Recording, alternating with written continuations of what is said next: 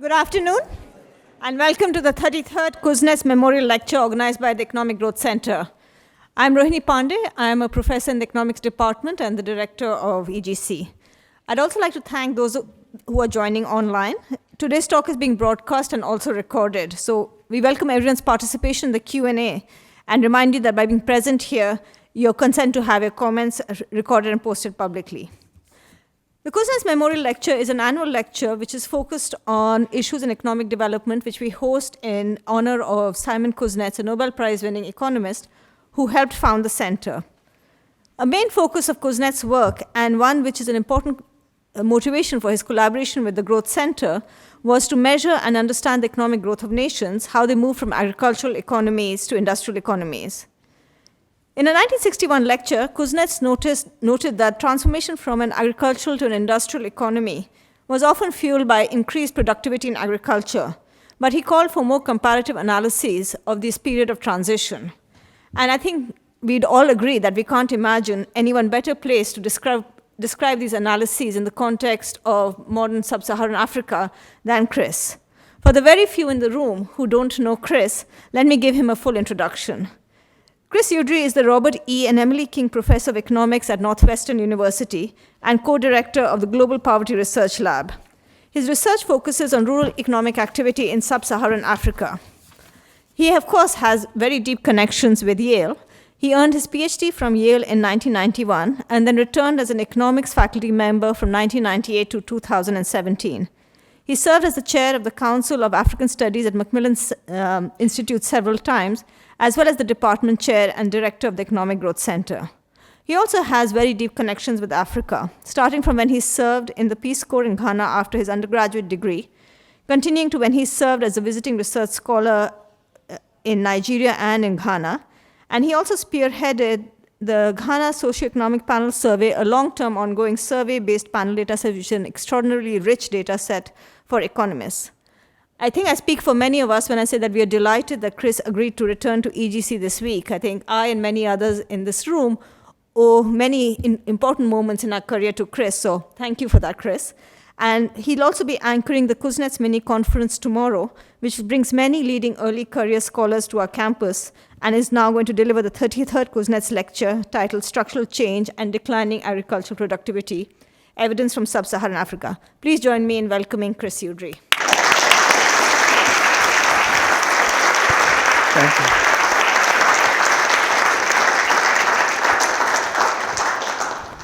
Thank you. It's great to be in this beautiful room, seeing old friends and meeting new. All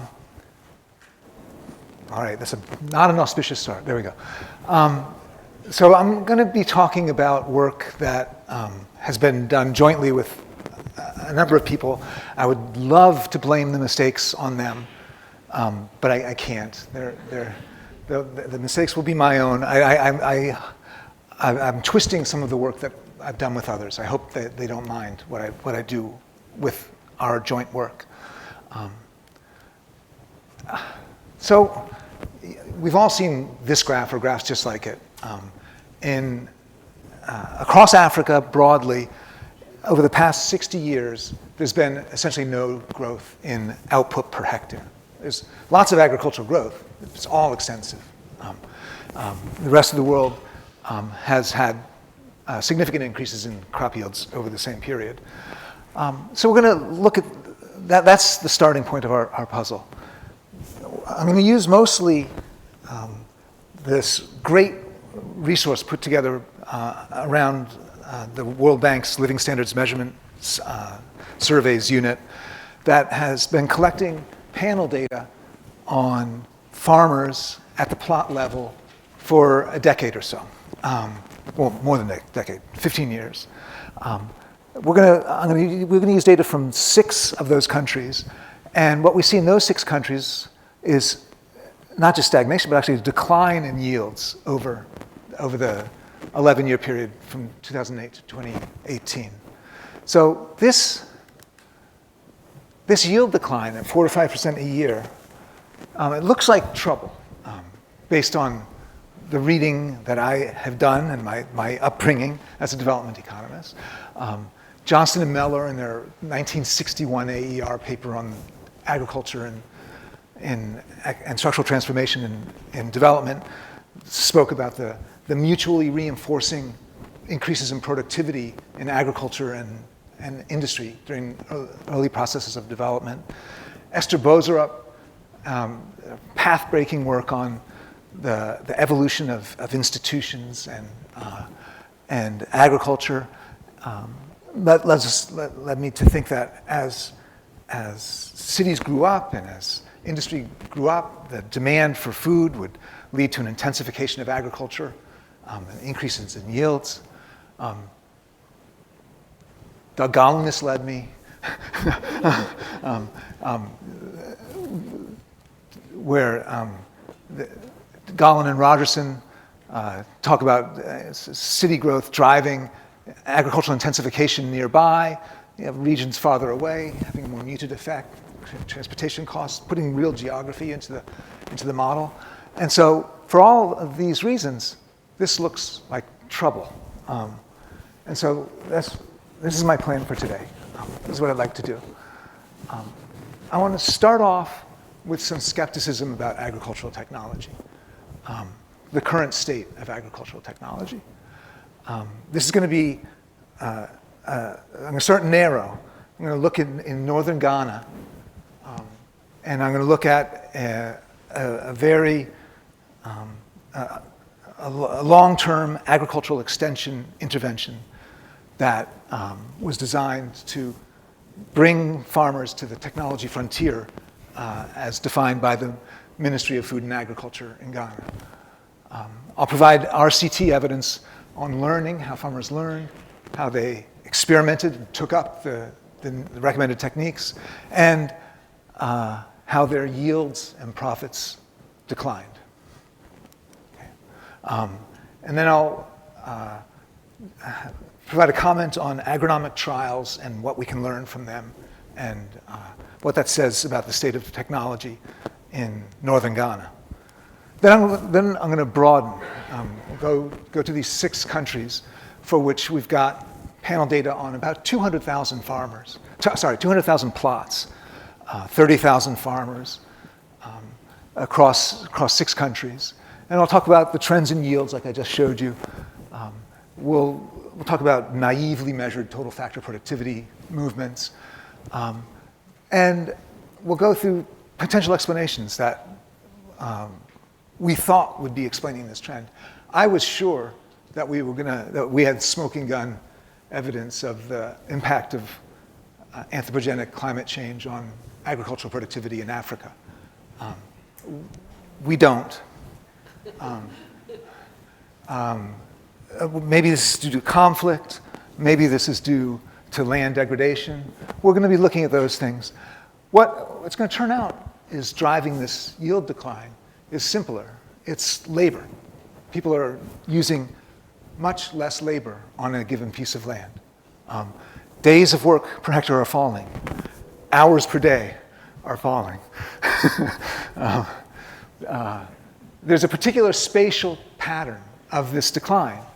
It's concentrated in locations next to growing urban and peri-urban areas. If this is the city in the peri-urban area, it's this region in which we're seeing declining yields. It's exactly the opposite of what I thought we would find. It's not what Boserup taught us. So we see this decline in yields, we see this decline in labor. Where's that labor going?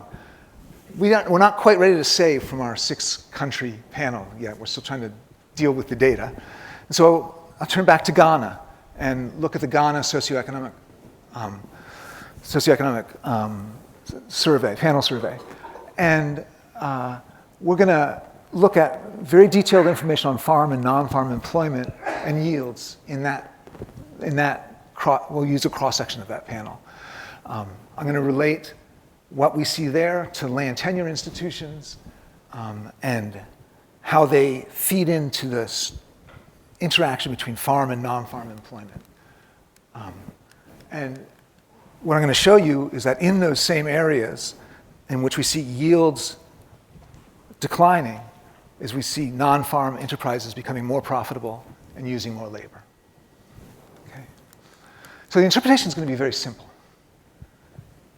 These are open economies. The non-agricultural sector, obviously, is less land intensive than the agricultural sector. Improved technologies and opportunities in the non-agricultural sector raises wages relative to land costs, lowers yields. You substitute land for labor, and yields are going down. Measured total factor productivity is going to change depending upon the selection of workers into and out of agriculture. And so I'll give you I'll show you a simple model of that. And this selection process is shaped in important ways by the land tenure system. Okay. All right, so that's my goal. Okay, so there's a fairly large literature that I'm speaking to today. Obviously, agriculture in Africa there's big literature there. Tavneet Suri and I helped lead a massive collaboration of people to put together a Vox Dev Lit review, which actually is really useful. I think it puts together a lot of the work that's being done on agriculture in Africa. There's a literature on yield trends. There's a literature on climate change. The best paper I know of is this Nature paper that argues that African total factor productivity in agriculture has been reduced by a third since 1961 due to anthropogenic climate change. There's a huge literature on agriculture and structural transformation that I won't go into, but we're trying to address that literature. And there's a big literature on barriers to adoption of new technology that is closely related to this work as well. The usual things we think about: credit constraints, land tenure systems interacting with technology adoption, lack of competition in output markets, labor market frictions, externalities and coordination. Do people have to coordinate to adopt new technology? Essential heterogeneity, that I'll be talking about a lot more. And behavioral things like impatience and limited attention, risk, imperfect insurance markets, unobserved quality and availability of inputs, and information frictions. So I'm a little bit nervous about this because I'm addressing this huge set of literatures, some of which are macro, and we're getting close to that. And so we'll see how much I can make sense of it. So let's start in Ghana. This is FAO data on actual yields in Ghana. Pretty stagnant. Then I showed up. That's when I went to Ghana. Since then, things have been growing. Yields are growing a little bit in Ghana. This red line is the average yields of farmers in a random sample of northern Ghana that I'll be telling you about now. So the farmers in our sample are slightly lower yields, but in the same ballpark as the rest of the nation. Whoops. But this trend, these jagged patterns of yield, they're dwarfed in comparison to what the FAO says is the potential yield from maize in Ghana. The main limiting factor for maize output in this region is rain. And northern Ghana actually gets plenty of rain. And so the FAO thinks that northern Ghana could have really huge yields in maize. This gap between where we are and where the FAO says it could be obsesses policymakers. The yield gap it's like a 10-fold increase in output if we could just get to the frontier. And so let's see about moving towards that frontier.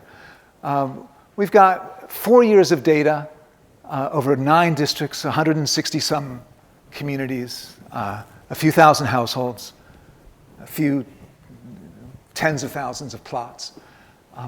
And we worked with the Ministry of Food and Agriculture and the Savannah Agricultural Research Institute in northern Ghana to develop a community extension agent program in which we provided a month-long residential training for one person from each of 80 different communities, where they would be trained to deliver about 30 Ministry of Food and Agriculture designed messages to be delivered weekly to 10 randomly selected farmers in their community.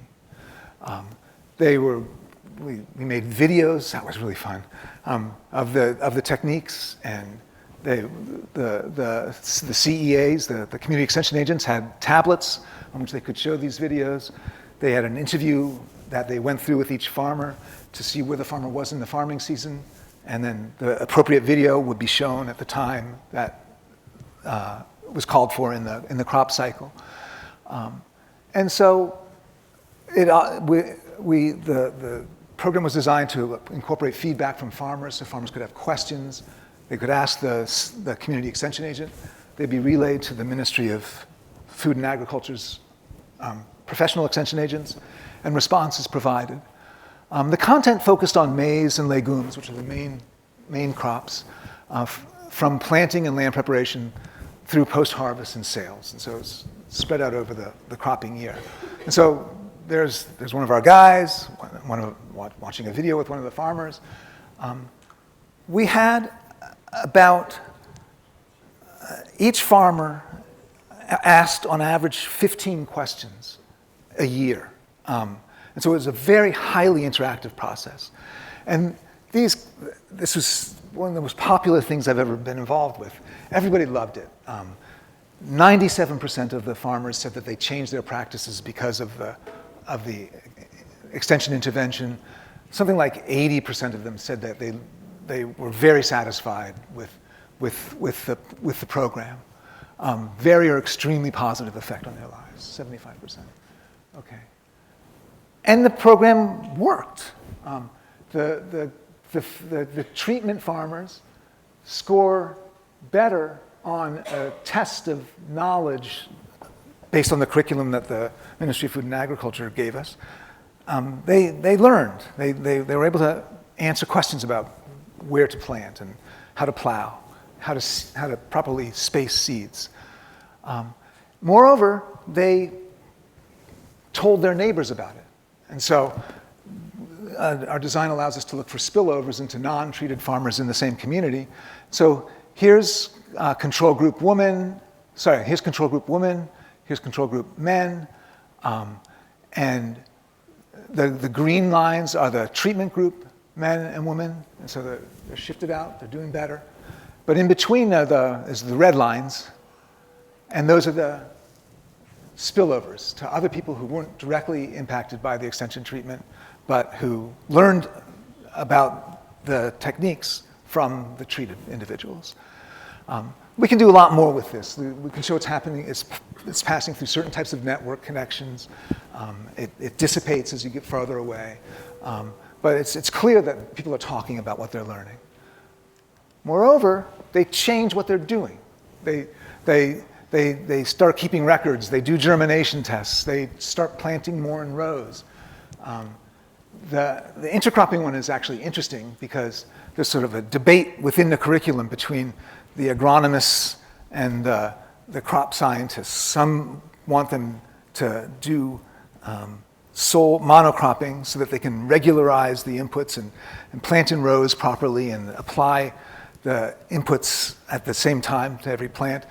Others want to have the modifications of the traditional intercropping system where you intersperse crops of different types together.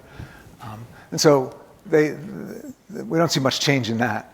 We don't see any changes in burning because the government's been propagandizing farmers not to burn forever. And so they've heard that before. But they change their plant spacing and they do some clearing. These are not just self-reports. We also sent enumerators to people's farms to check that they were doing this. Okay. So the extension treatment worked in the sense that people learned about these new techniques, they tried them, and it did nothing. The harvest values fall, not by more than, not 15%, but they're falling. Total expenditures fall, which is the opposite of what the extension messages were about. The extension messages were about investing in your farm. What they did, they bought a lot more fertilizer. These are in logs. And so there are big effects on fertilizer, but no effects on yields or on harvest value, and if anything, a decline in profits. All right, so that's depressing. Now, this is 3 years of data pooled, so there are lots of fluctuations, and there's lots of heterogeneity in this, but the overwhelming conclusion is that the Ministry of Food and Agriculture's program didn't lead to improved profits for farmers. Okay, so in the midst of this, we decided to run some agronomic trials ourselves. And so we took samples, we took 6 or 7 different seeds and worked with farmers on their plots to test these seeds and see what the technologies that were available could actually yield. So I'm just going to talk about 2 of them here. We had 4 or 5 others. But this is the best seed we found. This is a seed that actually was not commercially available in Ghana at the time. It was a Pioneer company seed from South Africa. And it yielded the best, the highest yield of any of the seeds that we tried. The way these farms work is a Ministry of Food and Agriculture extension agent would go to the farmer's farm. They would negotiate to block off a plot smaller than this room, and the extension agent would guide the farmer in planting, in preparing the land, planting, applying fertilizer, applying the right amount of chemicals, doing everything as best you can, trying to get to that FAO potential yield, right? You're doing everything that you can possibly do with a seed that is actually not commercially available. This is the most best performing seed that's actually available in Ghana at the time, and the yields, this is the yields that they achieved on extension agent supervised plots on farmers' land. This is what our general random sample of households farming with this seed, this is the yield they achieved. And this is the yield achieved by farmers in our sample planting any other crop. So it looks like there's yield gains to be made. And if we look at net revenue, which is going to be the value of the output minus the cost of all purchased inputs, but not minus the cost of labor, it looks like there's nice profit to be made from this non-available seed. And doing things right on your farm as the extension agent would do also looks like it's doing well relative to what happens in the general population. But if we did the same experiment the following year, which we did, we see a dramatic drop in yields for the fancy seed, a dramatic drop in yield on our farm trials, a smaller drop in yield in the general population, and for farmers not farming any particular seed, a much smaller drop in output, and an even bigger drop in net revenues for the expensive crops, because you're putting in all this investment, all these chemicals, and so you lose not just the harvest, but the extra cost of those inputs. So if you concentrate on just things that are feasible, what we see is not a whole lot of difference. If we look at what happened in 2016, what we see is yields are about the same, and net revenues are about the same for what the extension agent can do using best techniques compared to what the farmers can do. And all of them are dwarfed by what the FAO says they should get. Okay. So if you look at the yields of the general population and compare it to the FAO, it's a tenfold increase. So it looks like there's an enormous potential for increasing yields. The fact that the best seed we can find in Ghana is optimized for South Africa is extraordinary, extraordinarily terrible. If you go to Illinois and you drive 50 miles in any direction, there's a new seed that's optimized for the conditions. The best seed in Ghana was made in South Africa for maize. All right, so yield is not the same as profit. And the potential is not the same as an actual option. There's some room for improvement. These farm trials do look better than what we get in the general population on average. But the difference is much less than we would think at first.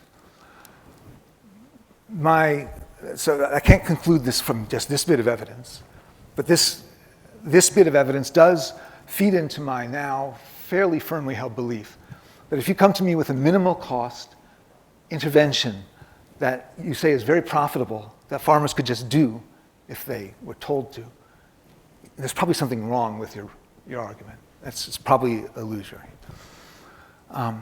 So this is the depressing point. It doesn't look, at least for maize in northern Ghana, we don't find a technology that is revolutionary and that can increase profits without a lot of cost. Okay. Now I want to broaden out. And I will look at evidence from Ethiopia, Malawi, Mali, Niger, Nigeria, and Tanzania. This is the World Bank producing public goods in the way it should be. This is great work by the World Bank. We're going to use data from the LSMS ISA survey series. So that's the Living Standards Measurement Survey, Integrated Survey on Agriculture, which is a regular Living Standards Measurement Survey plus a lot of detailed agricultural data. We're going to use from the LSMS data mostly information on yield and output, rich data on plot characteristics and household characteristics, and data on inputs. And we'll use non-LSMS variables as well. They're geocoded down to the village level. Okay. This data is about smallholder farmers. So 80% of the farms are less than 2 hectares. And the farm plots, the different areas within a farm, tend to be less than one, maybe less than half a hectare typically. So there's small plots, small farms. But this is the vast bulk of agriculture in Africa. This is almost like the first slide I showed you, but this is naively measured total factor productivity. So this is just throwing in inputs into a regression and pretending that they're exogenous and using the residual as a measure of total factor productivity. And what we see is a sharp decline in naively measured total factor productivity. So this is the first graph I showed you. So yields are falling. Labor days being used per hectare are falling really sharply. Intermediate inputs are falling. Farm sizes are increasing. There's some mechanization going on, but it's from a very low level. And TFP is declining. Okay. So those are the key trends that guide this puzzle. And so, yeah, so this thing really does look like it could be climate change, and it could have. Rainfall and temperature. In Sub-Saharan Africa, almost all agriculture is rain-fed. There's very little irrigation. And so we know that crop output is going to depend on whether it rains or not and whether it's too hot or not. And so we know that these are going to matter, but we don't know how they're going to matter. That's actually a difficult problem. So we took 3 separate tracks. One is a simple specification that just says, we know you need rain, you need the right temperature. Let's look at mean daily rain, mean daily temperature over the growing season, and their squares and their interaction, and see if that matters. And it does. Then we used a lasso approach using sort of sensible candidates for weather outcomes that we could understand how they might matter. Things like this, number of months in which rain is above the 99th percentile of the long run. And that's got to be bad. And so we ran this and we picked out the determinants that matter, and they matter a lot. And then we did a rich lasso where we just allowed the machine to generate all sorts of interactions to try to see how much weather could explain. In all these cases, weather variation is highly predictive. Duh. And so it really matters, but it accounts for none of the secular trend. It's just the weather, as we measure it over this decade in these countries, wasn't driving the decline in agricultural productivity. Okay, it was driving agricultural productivity, but it wasn't driving it down much. There was a little decline in this specification. It depends on the specification, but there's really nothing. There's nothing going on that we can find. We would love to find it. So here's what happens when we look at the annual trend without controlling for weather. It's like minus 4%. With controlling for weather, it's still minus 4%. With controlling for weather and possibly endogenous inputs, the time trend is 3%. So the weather's just not explaining a significant portion of what's going on. Okay. If we append weather, the data that the LSMS collects on self-reported floods, self-reported shocks, that doesn't change the story at all. They matter, but there's no trend in them. So we don't see weather driving this decline. Similarly, we don't see civil conflict or unrest as driving this trend either. It's true that if violent incidents occur near you, your yield is lower, but it's not explaining the trend in productivity. All right. The way we calculate yields, crop output, is by taking the crops that are produced and valuing them at a relative price that we fix at the beginning of the panel and don't let it change, because we don't want to be confused by relative price changes. But if we don't do that and we instead let value output by current prices, that reduces the slope of the decline in measured productivity, but only by a little bit. And there's no evidence that changing crop mixes are driving these changes. Let's look at this one. Here's the annual baseline annual trend of declining yields. This is controlling for country and crop fixed effects to take out level effects of crops. And more importantly, these are looking at specific crops. We see for the key crops, maize and sorghum, a strong decline in yields in those crops. We don't see it for wheat. So there's no trend in wheat, but it's a much more minor crop. So we're seeing these decline in yields crop by crop. So it's not the crop mix that's driving it. Okay. All right, let's take a little diversion on land, because this is going to matter in a couple of ways later on. Let's look at our data, these 30,000 households, and look within the household over time and across plots within the household. What we see is this negative trend in yields. But more importantly, this sort of striking negative correlation between plot area and output per hectare. So bigger plots have much less output per hectare. There could be a bunch of things in that. And so one thing that is part of that story is that the farm area, the total farm size, add up all the plots. We see a negative effect of that on yields. And so households with bigger farms are getting lower yields. This might have to do with imperfect markets, right? You've got household labor, you have more land, you spread that same household labor over more land, yields go down.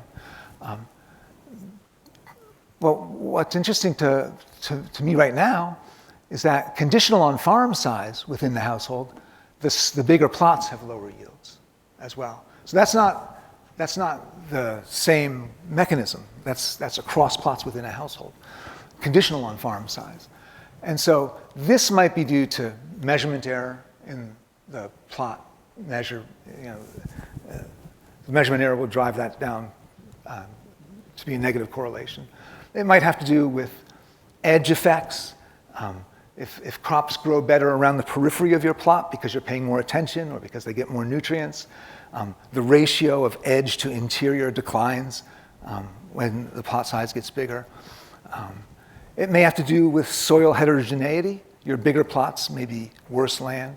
Or maybe within plot soil heterogeneity, you might be able to better match your inputs to the land quality on smaller plots. And so there's several things that might be going on in here. And Doug and I have another paper where we argue that a lot of this is within plot heterogeneity, driving these negative relationships. Okay. And so what we see over time in our data is that the number of cultivated plots is going up within a household. The farm area is going up, and the plot area is stuck. Okay. So we're seeing an increase in farm size that is being driven by an increase in the number of plots that are themselves fixed units. That's part of why we think the plot size is being driven by within plot heterogeneity and characteristics, because that yields an optimal plot size that's going to be relatively invariant to changes in farm size. So you increase your farm by adding plots, not by making plots bigger. And what we see across plots is that the labor input is smaller on plots within a household, on bigger plots. Labor input per hectare is smaller on bigger plots. Seed value per hectare is smaller on bigger plots. And so these go along with exactly what we were seeing on the previous slide.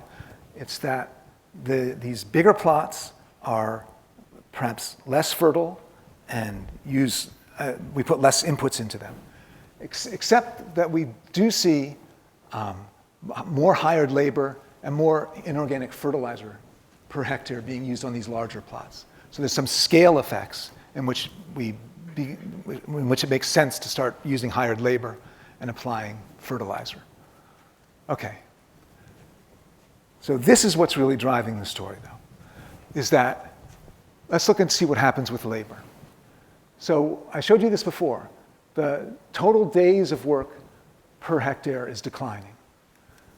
Most of that, all of that decline is due to non-hired labor. It's family, it's yourself, the plot owner, and a family labor that's declining.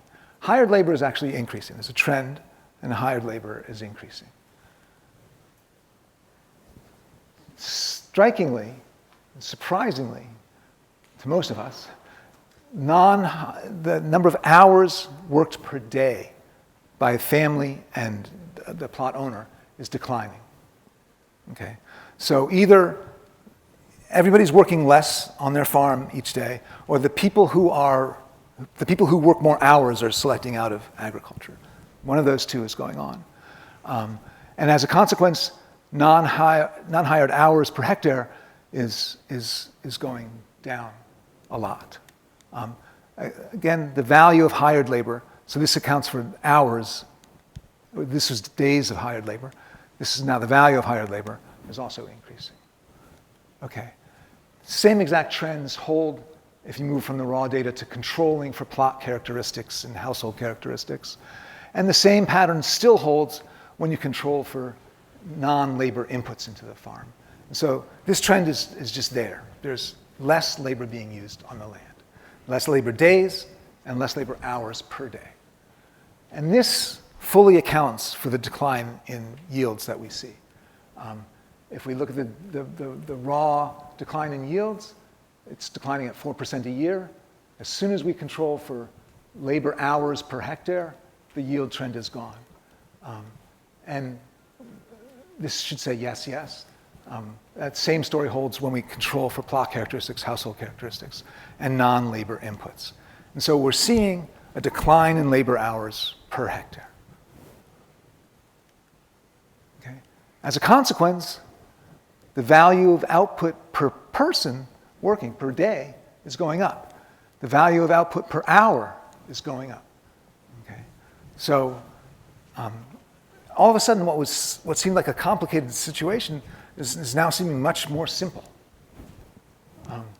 That controlling for plot characteristics or other inputs, we see value of output per labor is going up. Okay. And as it's going up, as the hours per hectare are going down, their composition is also changing. And so here's the regression I just showed you on the last page, that when we control for non-hired labor hours per hectare, the yield trend disappears. If you're using child labor, that's a disaster, right? It's only people with low yields are using child labor, or children don't produce much. It could be either. And using more educated workers is increasing your output as well. And the fact that this becomes a positive number when we control for education of workers must mean that we are using fewer educated workers over time. And so we're shifting educated workers out of the labor force. And that's exactly what we see when we look at selection. Households staying in the LSMS sample over time as agricultural households are less educated, they're larger, and they're poorer than the households that leave agriculture. Okay? And within those stayer households, education increases more slowly than in the overall sample, and age increases more rapidly. That's sort of depressing. Okay. All right. And there's a very particular geographical pattern of this yield decline. Most enumeration areas are villages.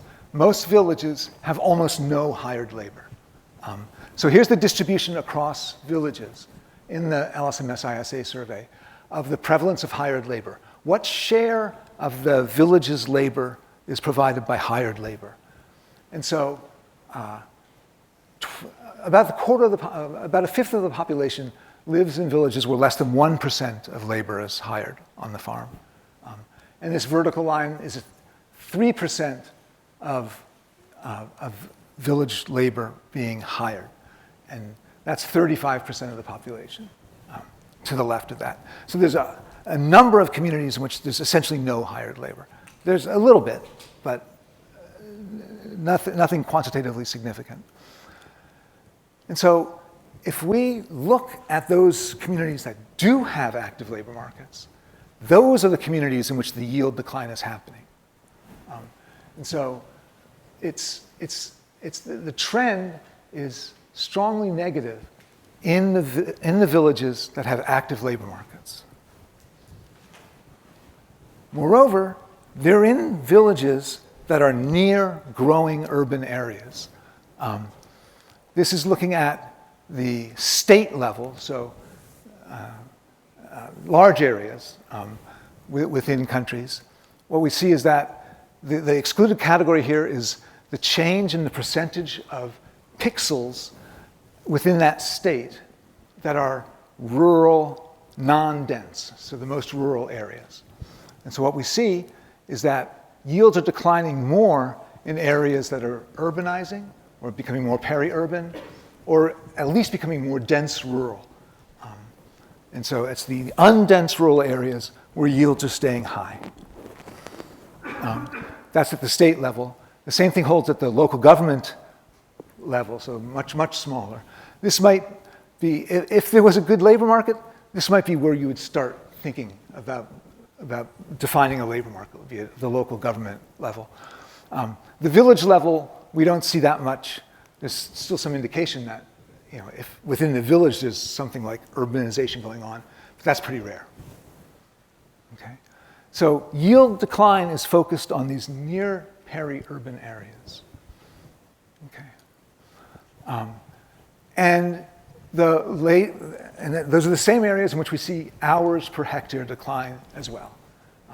So it's in these states with urbanization or peri-urbanization or densification of rural areas where we see the labors per hectare declining.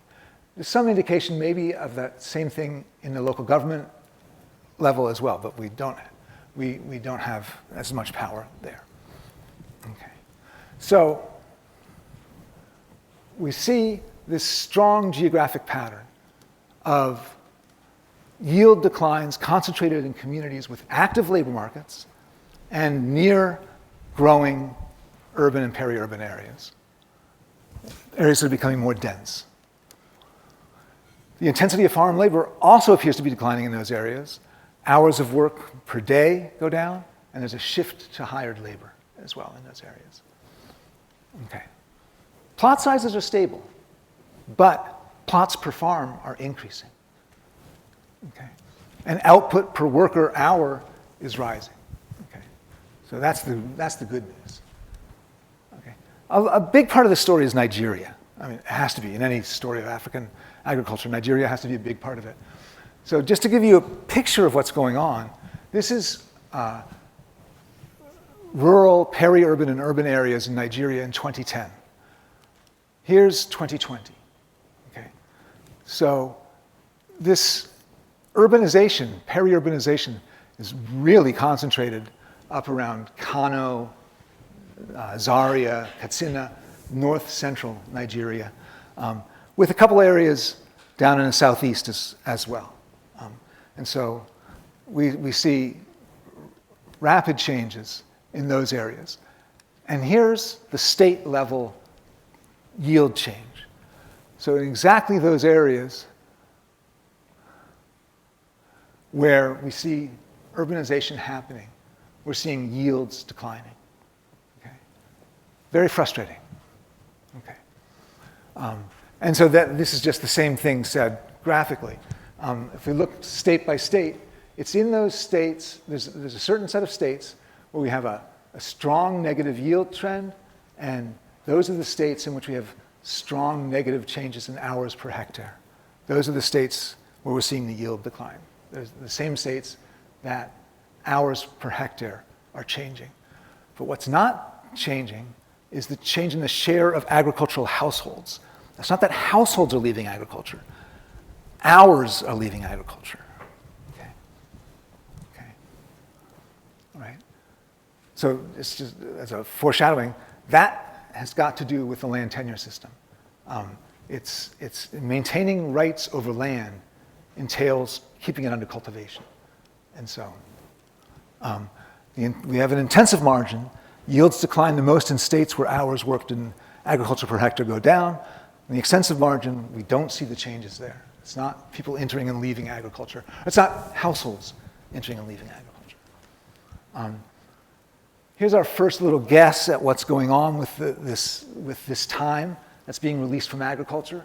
Right, so it's not being used on the farm. In our LSMS data so far, it doesn't appear to be used in household small business. I'm going to contradict that in a minute. It looks like it's wage labor, but wage labor is growing from such a small base that it can't be accounting for the bulk of it. This is why I'm not confident about this slide in particular yet. We haven't been able to reconcile the agriculture and non-agriculture hours in the data yet. So I turn to another data set, the Ghana Socioeconomic Panel Survey. which has got data on everything. And so we can look in more detail at what's going on there. And so this is a nationally representative panel survey. It started off being nationally representative. It's got 5,000 households to start, 19,000 individuals, and it's an example of a really exciting, sustained cross-university collaboration between ISER at the University of Ghana, GPRL at Northwestern, and the Growth Center here at Yale. And so it's freely available. The fourth panel wave should be freely available within a few weeks. The first three waves are up on the web. You can get to it through the Growth Center website. So I want to look at the spatial pattern of farm and non-farm activities in Ghana. I'll define a community as isolated by looking at the wage rate at the community level for various tasks that you might be able to hire people for. I'll say a community is isolated, which may not be the right word, but it's what I'm going to use. If it has lower than national median nominal wage over these 20 specific tasks that we ask about. Or, alternatively, I'll call a community isolated if their land tenure is such that purchasing fixed rent or sharecropping contracts are not among the main three methods that people use to obtain land in that community. The main three activities, the main three ways of getting land is typically through membership in a family or through membership in the village, getting land allocated by the chief or by the family head. And so if those are dominant, we'll call it isolated. If they're not, we'll call it not isolated. Okay. So let's look at low wage communities to start. And so if we look at labor use on the farm, the hours per acre on the farm are larger in more isolated communities. That's lower wages, you use more labor. Family labor is the bulk of that. The family labor is what drives that. And hired labor is actually lower in those communities with the lower wage. That's because hired labor doesn't exist in those communities mostly. Exists, but it's tiny. And measured terribly, like we do, but it looks like yields are higher in those more isolated communities. At the same time, in those more isolated communities, we see lower non-farm enterprise profits and much lower hours of labor in the past 2 weeks in non-farm enterprises. So it's in the not isolated communities, the communities with higher wages, that they're using more labor in their household enterprises and having higher profits in their household enterprises. Okay. Taking a separate tack, using the alternative definition of isolated based on land tenure, we see in the more isolated communities that labor per hectare is higher, family labor being the bulk of that, or being all of that, and hired labor going the other direction again. So we see it's in those villages that don't have labor markets where the hours per acre are higher. Okay? We don't see anything on maize yield here. Just don't. Sorry. But again, in those same more isolated villages, we see lower profits for non-farm enterprises and less use of labor in non-farm enterprises, despite the fact that they're associated with lower wages. Okay, so what we see is, adding to our list of findings that we had before, I'll now argue that the profitability of and labor devoted to non-farm enterprises is larger in these less isolated communities. Okay, so we've got yield declines, farm labor declining, plot sizes stable, but farmland increasing, output per worker rising, and non-farm enterprises being more profitable and using more labor. Okay, so interpretation. You guys already know this story. And so I can be quick. It's just a simple argument. It's as simple as I could think of. It's just a standard Hector-Ohlin model with agriculture and non-agriculture. Non-agriculture is labor intensive relative to agriculture. H.G. Johnson wrote the paper, I think, that showed that technological change in one industry is going to lead to a rise in the wage or the factor price of the factor that's used intensively in that industry. So if we've got increasing opportunities off-farm, that's going to attract both labor and land to off-farm enterprises, but more labor than land relative to agriculture, and so the relative wage rises relative to the cost of land. Now, I can't actually measure that because we don't have the cost of land. Given our land tenure system, there's no explicit cost for land. We see the wage rising, we see the fall in the use of labor per hectare, but we don't actually see the relative price because we can't measure it. All right, I think I have maybe enough time to do this. Okay. Actually, we don't need this. We don't need this. That was simply saying that if you're selecting out of agriculture the individuals who work more hours per day, because you have to overcome some sort of fixed cost to start a non-farm enterprise, then the people who work more hours per day will be the first to select out of agriculture. And if you measure labor input by number of people or even number of days, you'll find a measured drop in total factor productivity.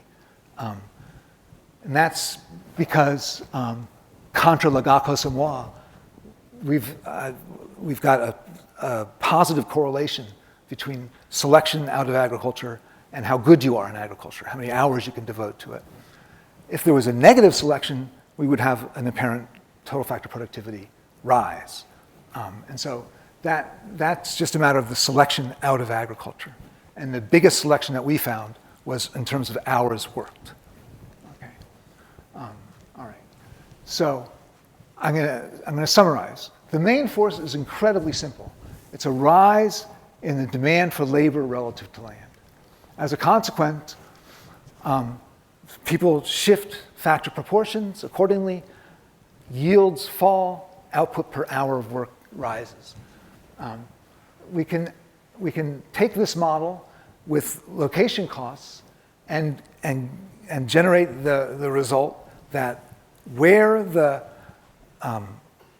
when you're near cities where the demand for non-farm enterprise labor is going up, is where you'll see the decline in yields, greater than you'll see in far away places which are less connected, where the wage is less connected to the city. So you can see that argument straightforwardly. And so we have yield declines concentrated in the nearby urban areas. And why do we see individuals or hours leaving agriculture, not households? That's related to the land tenure system and lack of rental markets. So households want to maintain their rights over land, and so they keep farming, but they have less labor. And so we get this negative relationship between farm size and yield. The variation in land quality generates the inverse plot size yield relationship and the fixed plot size as farm sizes are increasing. So this simple model has left out a lot of things that might change the conclusions. So Bozerup argues that the growing city and the need to feed the city dwellers is going to increase the demand for nearby farms. And so we'll see this increasing intensification near cities. This fits with a historical experience in many places, but it's not happening here because of trade. Because these are small economies that are open, and trade is preventing the rise in food prices, I think. Oh well. I'm muted. Okay. I guess time's up. All right. The use of intermediate inputs is also very, very low. One reaction to this increase in the opportunity cost of labor might have been to shift towards labor-saving technologies rather than to land-using technologies. But we see very little use of intermediate inputs.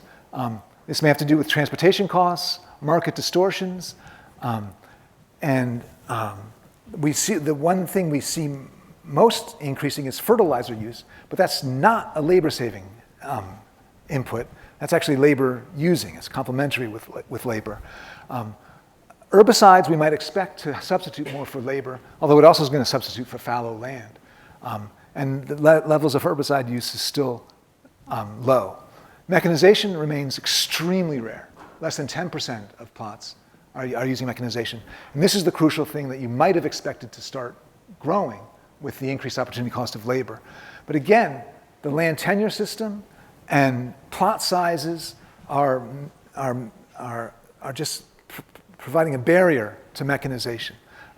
It's very difficult to achieve the scale that you need to make mechanization profitable.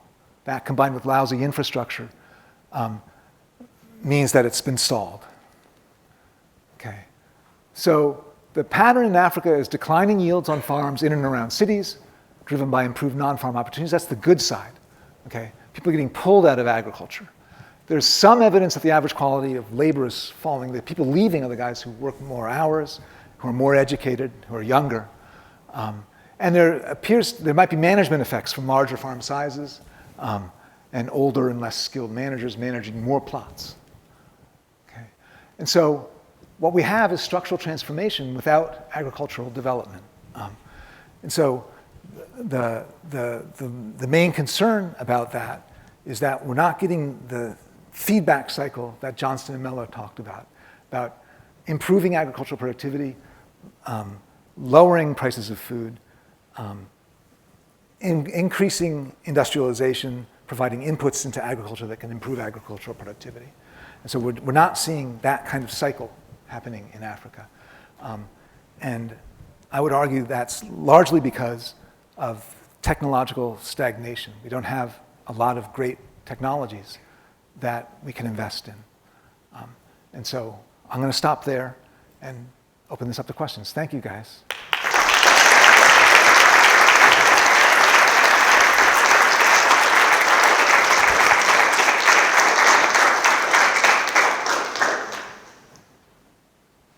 So I think there's a microphone. No.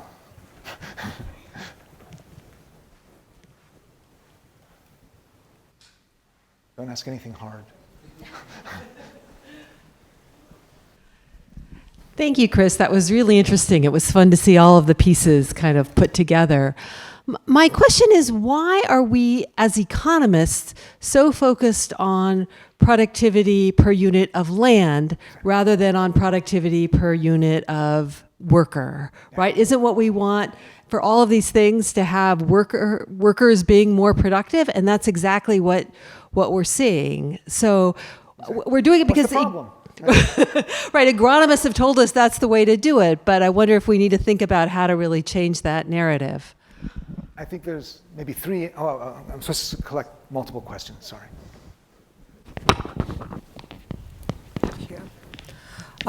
Thank you, Chris. A question related to trade. So if Nigeria is a small open economy, so in principle imports could play the same role as an increase in agricultural productivity in the sense of providing cheap food. Yeah. So two related questions. So do you see an increase in imports that you should be able to see in the data? And B, if that's the case, then why should we be concerned about the stagnation of productivity? Okay, good.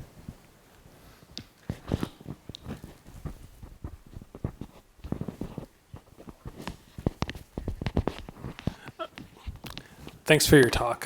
My question is around the rates of change in labor costs or prices that folks are demanding for farm labor in largely rural areas versus farms that are closer to urban areas, and if that's had an effect on the difference in yields between very rural farms and closer to urban farms as well. Good. Okay, let me tackle these three, because they're all going to be hard. So I think there's maybe three answers to why people look at yield or output per acre. One is habit, and so people look at it.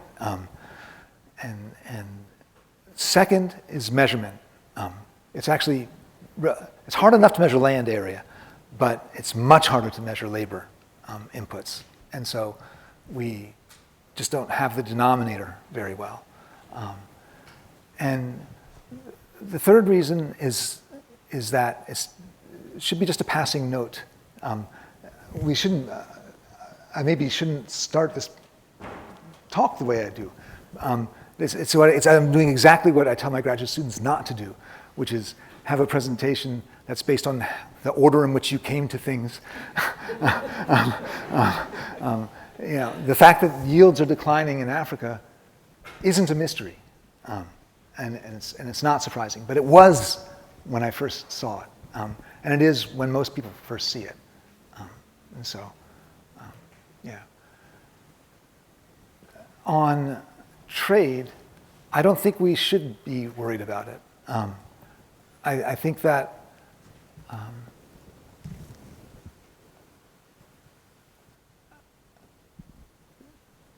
so I think it's demonstrated that urban demand for foods can be met by imports, and we see rising food imports in many African countries.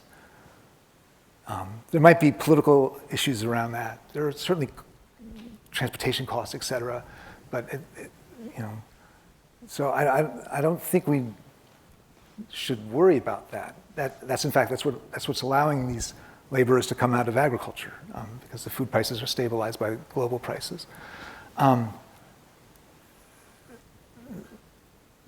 There's the fact that we're not seeing rises in agricultural productivity, total factor productivity, is concerning to me, because that's another way of alleviating poverty. If we had increases in agricultural total factor productivity, that could be compounding the effects of the draw of labor into the urban informal sector kinds of activities.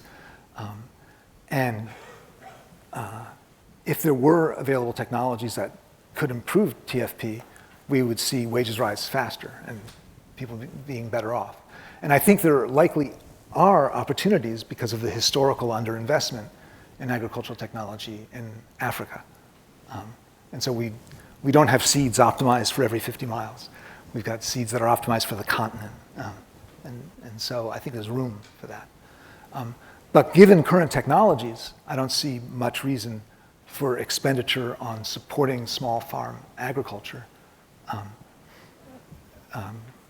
because we don't see any source of growth in them. Okay.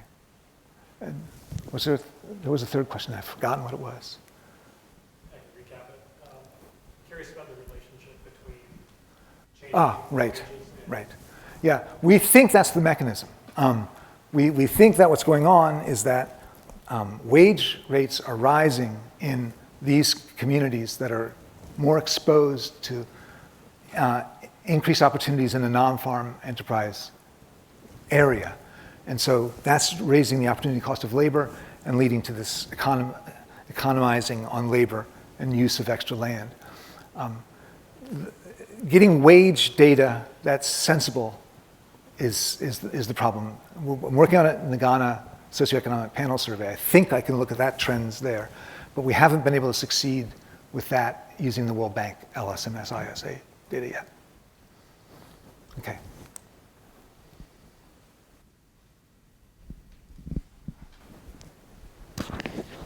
Thanks, Chris. Just wondering if mechanization as such is not profitable, can rental labor markets for machinery play a role here? Is there, what do you think about that? Rental machinery? Yeah, the rental labor, yeah.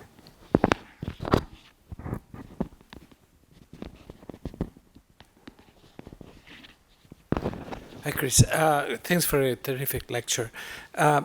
I buy your story about the explanation for the decline in somewhat unexpected decline in land yields, and I also agree with your answer to the first two questions that you received. That implicitly we should still worry about the declining in yield and not progress there. And you suggest a couple of explanations for that. One, you mentioned the state of technology, but you also mentioned some frictions in markets, the fact that people stick to land. Because, which one of the two do you think is the most prominent?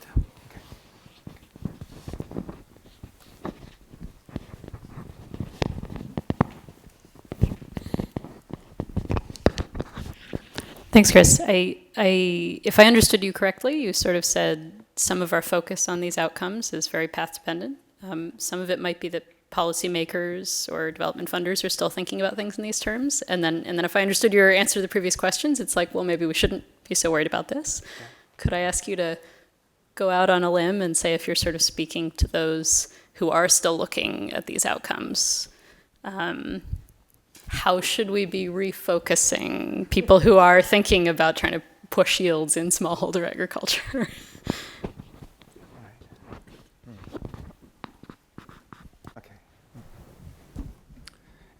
Thank you for this impressive presentation.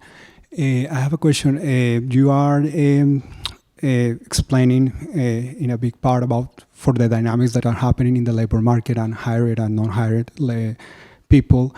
But this declining productivity, are you considering some kind of soil health indicators that probably the land was intensively used and then, is not resilient for that use of, I don't know, fertilizers or chemicals or other kind of inputs? Yeah. Okay, so I'll go in reverse order. So we've looked for evidence of land degradation and exhaustion in a number of ways. Just looking at self-reported measures of land quality, we've tried to look at expansion of, agriculture is still growing in Africa, so land is still being expanded into. We just don't see any evidence that the new land is worse than the old land, or that there's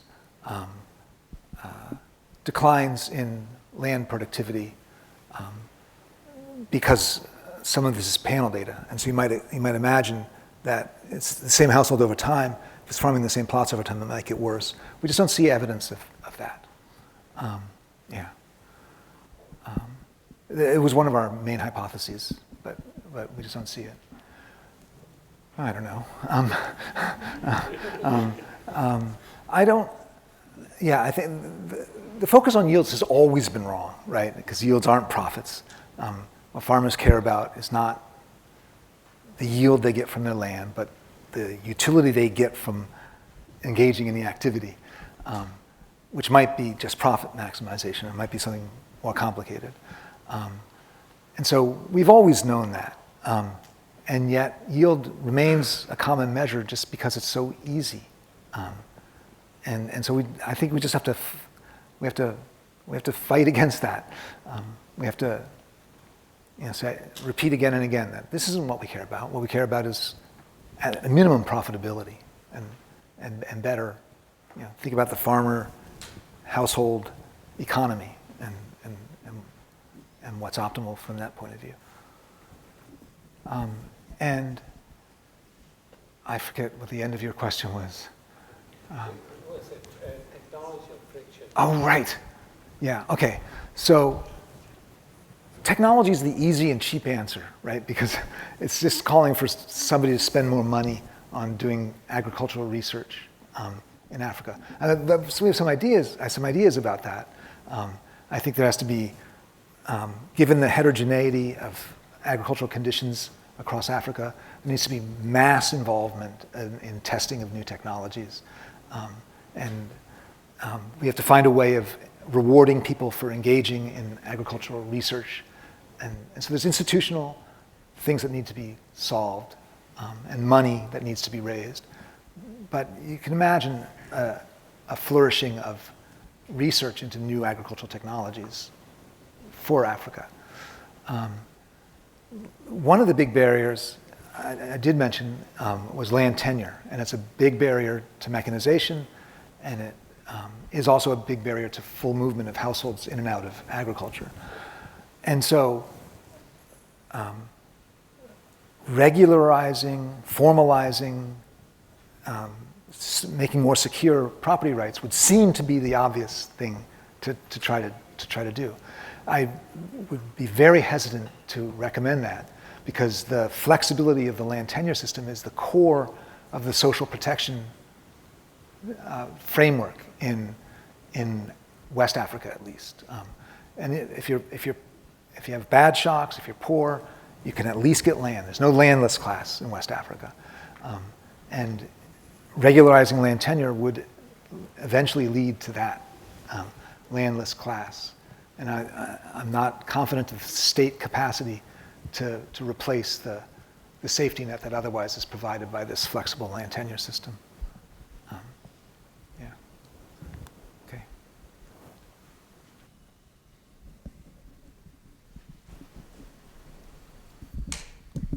Hey, thanks so much. That was really lovely to watch unfold. I liked the way that you did it in that order. Two questions. One, I'm wondering, the people who are putting less and less labor in, are you seeing a real pattern there in terms of the size of the farm? Because I'm wondering if this is really sort of like we always knew that these very, very small farmers were just overzealous with their inputs, and now they're becoming less overzealous. And then the second question, just because there's been a couple questions about well, maybe this is totally a good thing if we're just relying on trade. I was at this really lovely Feed the Future program in Nepal a little while back, and two of the primary topics that people were really upset about was that all the young people didn't want to farm anymore and were just leaving the farms fallow up in the hills, and that everybody was eating imported Korean noodles and trans fats. And it never occurred to me until you just said that these two things are connected, Yeah. But I think if we're going to tell people they shouldn't care about it, then maybe how would you address those people in Nepal who are really very, very up in arms about these two potentially interconnected things? Okay. I have to answer that one quick, because I'd probably just make myself unpopular, because I'd just say great to both of those things. Most people don't want to live their lives in a village being a small-scale farmer. And so if they've got opportunities elsewhere, this pull is it's increasing your capacities as a human. You've got more choice. And the same thing for imported food. Boy, I make myself unpopular with my buy local, organic, crunchy friends, because I'm all in for agribusiness. So, yeah. Okay. Chris, there's been a lot of questions on the Zoom webinar, so I'll just ask a few of them, okay, and you can choose which ones you answer. And apologies to all the Zoom attendees who we can't get to their questions. How are technology transfer and agricultural knowledge dissemination initiatives approached in Sub-Saharan Africa? What are the challenges and opportunities in this area? How do gender dynamics intersect with structural change and agricultural productivity? What has been the posture of government or political elites in these markets? Okay.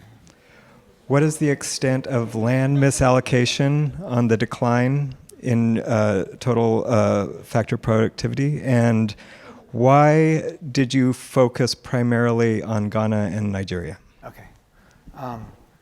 Okay. The last one is easy. It's, path dependence. That's just path dependence. The question about gender and structural transformation just started ringing alarm bells in my head, because we have not really looked at that very carefully. And undoubtedly, given that we're seeing individuals, not households, leaving agriculture, there's a first-order gender thing to be discovered, and I just don't know. I don't know what the answer is. So I'm not going to speculate, but this is work for us to do.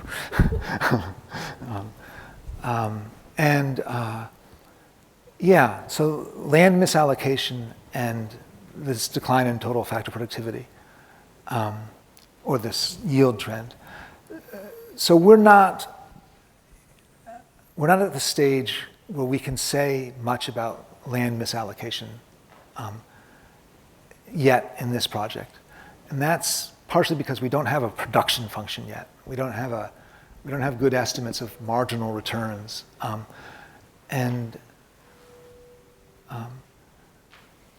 One thing we do know is that it's going to be hard to measure the extent of misallocation. And so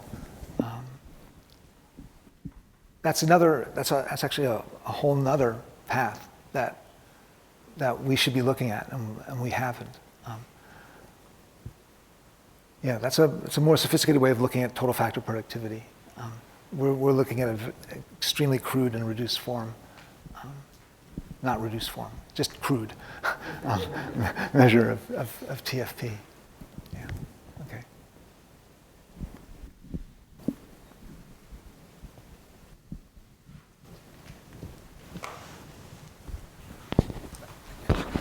Thank you, Chris. I wondered if you could say a few words about migration, where there are some of these workers who are living in agriculture. Are they, the best workers are going to the city, or is they're temporarily off the harvest season and just doing something else and maybe doing other activities? Do you know what's going on?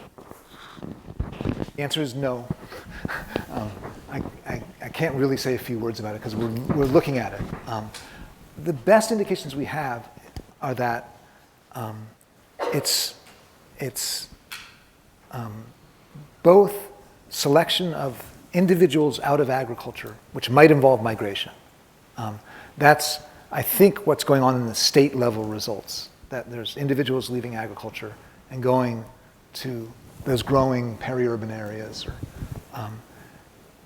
and a shift of time within your house where you're providing services or goods through a non-farm enterprise that are demanded in the city. It's just very difficult to trace people in these LSMS ISA data sets. So we'll be able to have more success on that in Ghana with the Ghana Socioeconomic Panel Survey. Yeah. My guess is that both of those things are going on, but we can't be sure.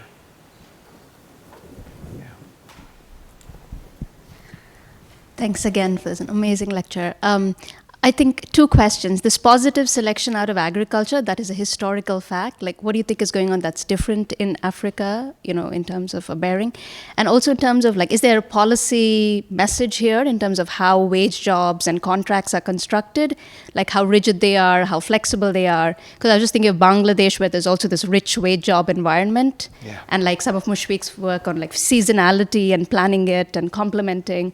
But I don't know if there is any kind of policy analysis to be done to help people do both in some way. Okay.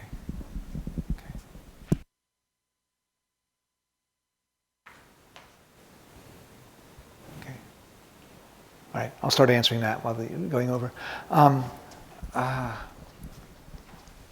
So I don't know what it means for contracts. I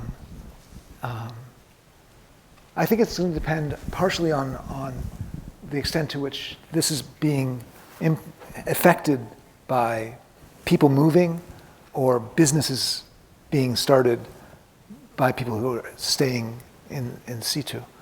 And we've got some indications from the World Bank that there's an increase in wage employment. But what we're seeing in the Ghana panel survey is more an increase in non-farm enterprise activities. And those would require different policy responses. I think my basic policy message is you want to keep encouraging this. Making opportunities available to people is just it's a good thing. And so you want to make sure that that contracts are flexible enough to enable this to continue to happen. There was a first part of your question too. Just thinking about the positive selection out of agriculture. Right. And historically, how is this different from what has happened in every country? Oh, I think that's the same as I think it's the same as everywhere. I think, I have a common result in data I've collected in Ghana of about a negative return to education and agriculture, which is surely all selection. Who with a high school degree is still farming? Could it? Yes. Great lecture, thank you.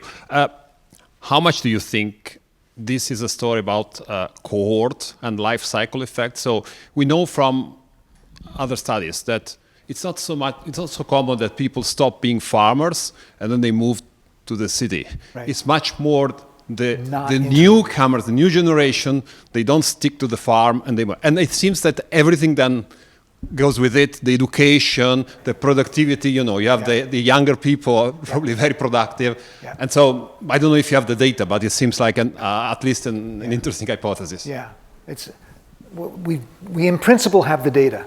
It's just not quite as easy as it seems. Yeah, but I think you're right. You mean it's not like that, or you look at it? Sorry.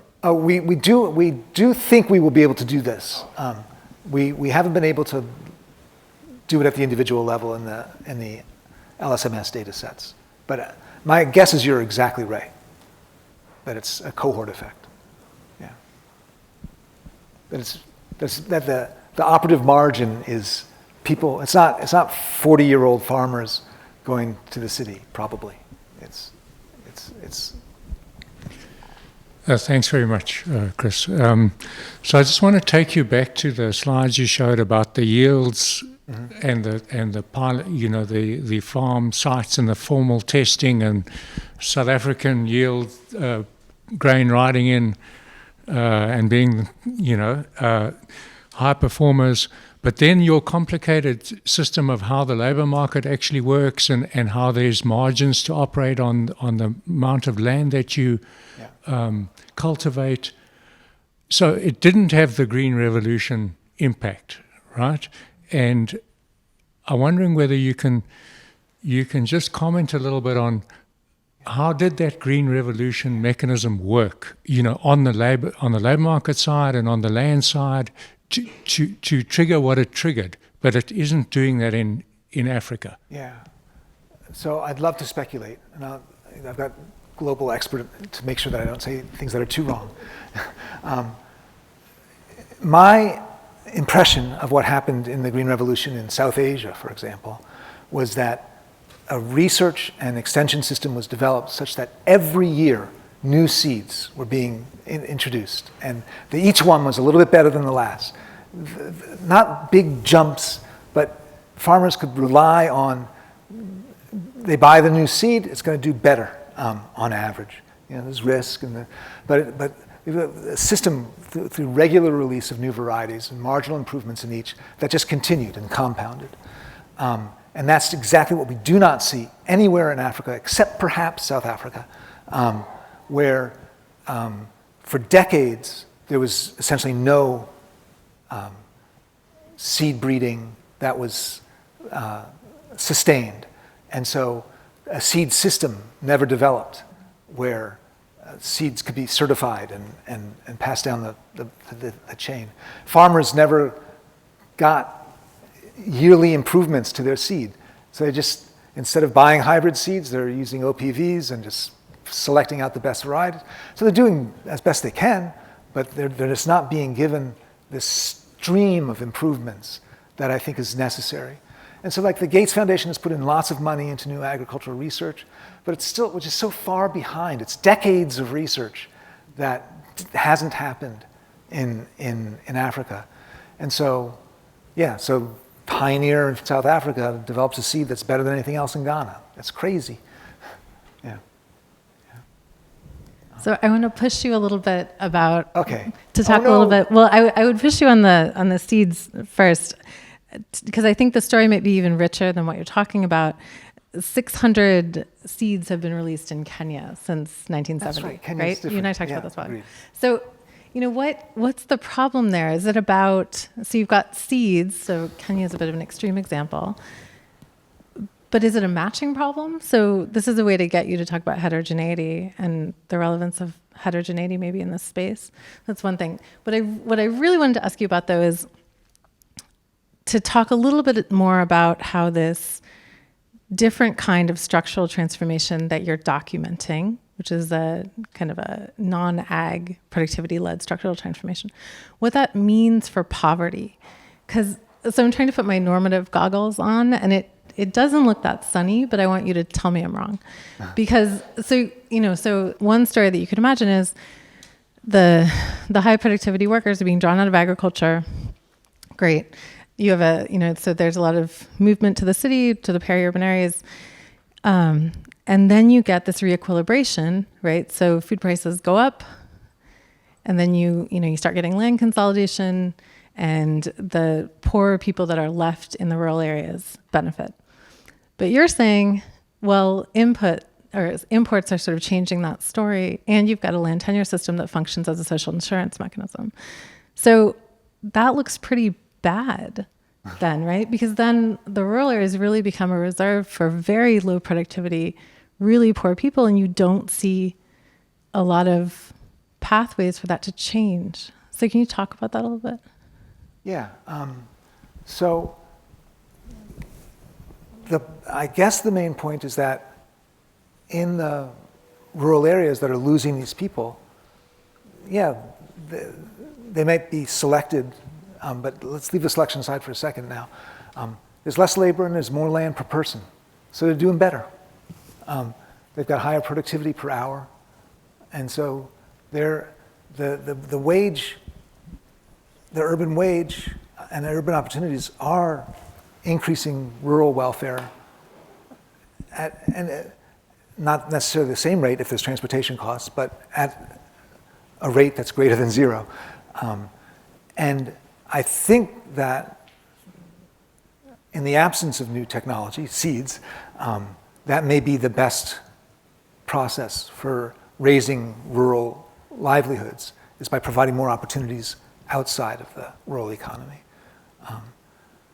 Yeah, so the Kenya seed example I think is a really great one. I actually should have mentioned that because Kenya is different, and they do have this seed system that does seem to work. And maybe it is a matching problem. Maybe there's just so much heterogeneity in the growing conditions and in the factor prices across Kenya that the seeds only work in certain places. And why, but with such a robust system, why don't they have local testing? It seems like that would be a small step compared to the problem in Nigeria.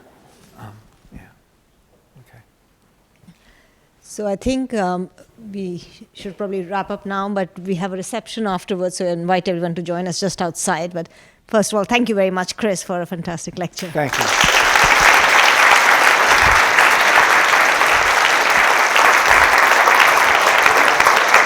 Thank you for coming, everybody.